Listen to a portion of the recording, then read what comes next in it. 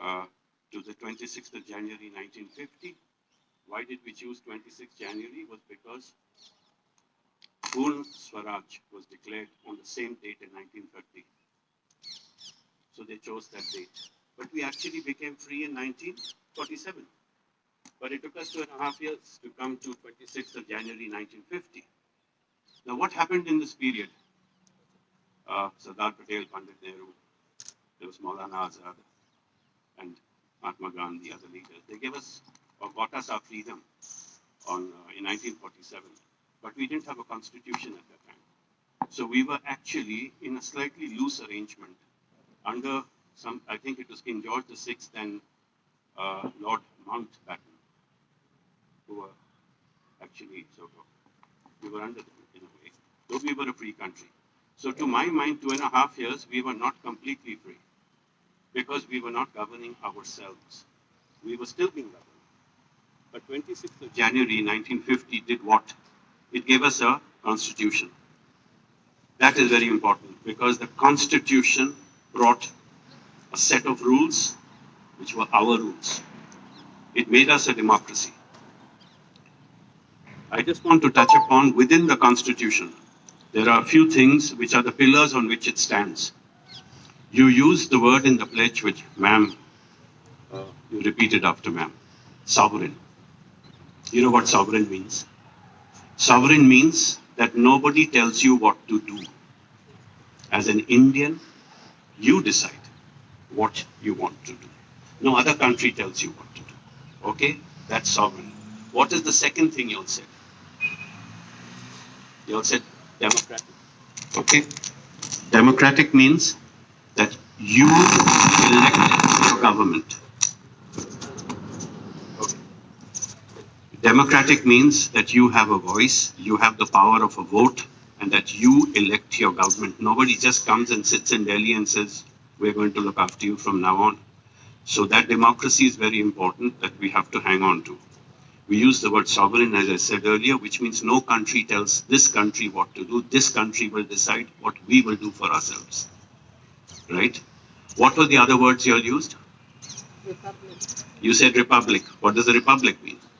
I'm trying to get to the meaning behind the words. Republic means you have a head of state who's voted or elected directly or indirectly. In India, it is indirectly. But you have a head of state. Okay? Let's just get to some more words that you use today.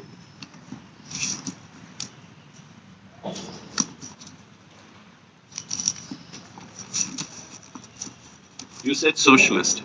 Socialist also means the fact that there are different types of economies. Most developing countries, and we're a developing country, though we're on the higher end of the curve, we're quite developed also. We use a mix of both private companies and government companies. So you have public sector and private sector, right? And both coexist. They look after certain areas of industry.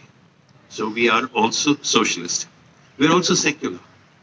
Secular means that you can decide this morning to follow whichever faith you want, and nobody can stop you from doing so. You're free to do and follow any faith.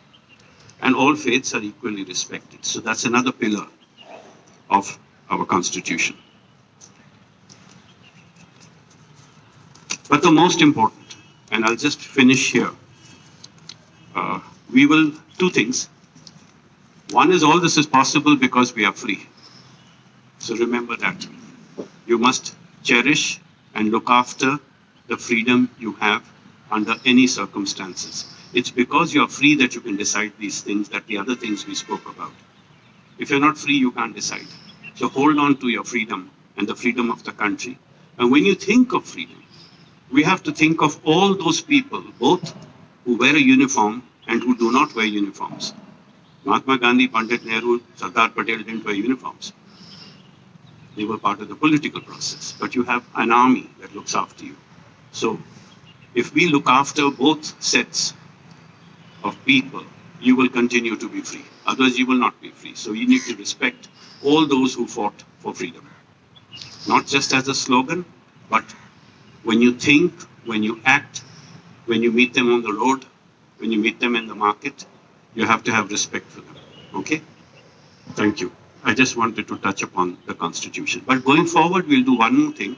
All children from grade 9 onwards will spend a little more time studying our Constitution, because I think it's important for us to become good citizens, and we can only become good citizens if we understand our Constitution. Okay? Thank you.